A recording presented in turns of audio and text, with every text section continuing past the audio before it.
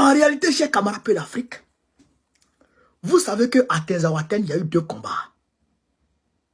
Il y a eu le premier combat où l'armée malienne a perdu beaucoup de personnes. Il y a certains qui sont partis en captivité. Il y a eu le deuxième combat où l'armée malienne a encerclé un Boeing. L'armée malienne a encerclé un Boeing. Le Boeing que l'armée malienne a encerclé là, il y avait des gens dedans. Il y a des gens dedans. L'armée malienne les a pris en otage.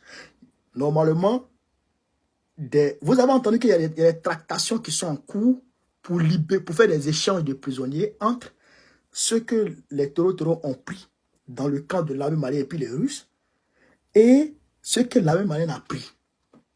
Parmi ceux que l'armée malienne a pris là, il y a certains dedans qui sont reliés directement à Zakaria Kone, qui sont reliés directement à Chelou Ousmane, qui sont reliés directement aux officiers de Côte d'Ivoire. Vous avez entendu que Zakaria Kone a été arrêté. Il n'a pas été arrêté. Je vais vous dire où il est. Je vais vous dire ce qui se passe aujourd'hui. Vous comprenez? Donc, comme ils ont vu que les gens là sont reliés directement à eux, il faut trouver quelque chose. Il faut trouver quelque chose. C'est les mêmes qui sont allés frapper à Barcelogo. Frère, donc qu'est-ce qui se passe dans ce cas? Eh bien, il faut que Ouattara trouve des moyens pour essayer de se victimiser lui-même. De se victimiser lui-même. Parce que s'il ne se victimise pas, les informations qui seront soutirées aux gens là vont conduire l'armée malienne, les enquêteurs, à lui directement. Et donc, c'est pourquoi Alassane Ouattara essaie ici de faire semblant d'inculpation des terreaux. Il fait un semblant d'inculpation des terreaux. Sinon, en réalité, il ne les arrête pas. Mais il fait semblant de les arrêter pour dire oui, voilà, ils sont comme si. Mais si tu les arrêtes, et il faut les juger devant tout le monde.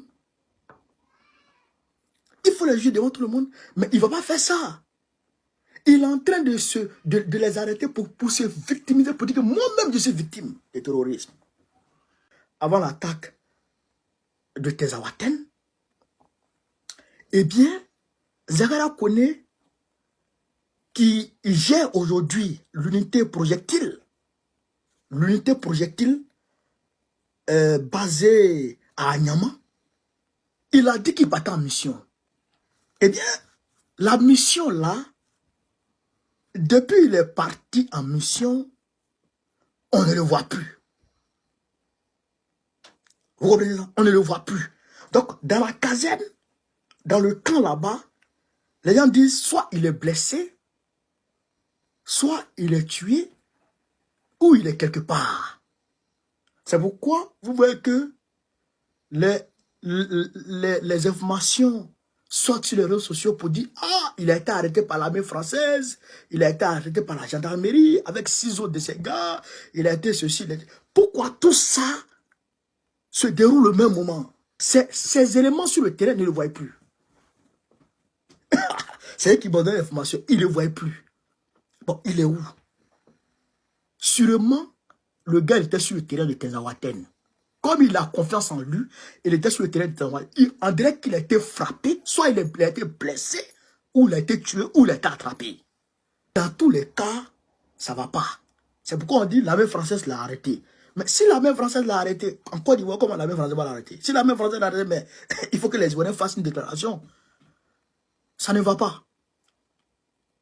Ça ne va pas. Ça ne va pas du tout, chez les camarades d'Afrique. Yorobman. Est-ce que vous comprenez ça? C'est chaud bouillant sur les gars là. Mais je sais que Tian Benalon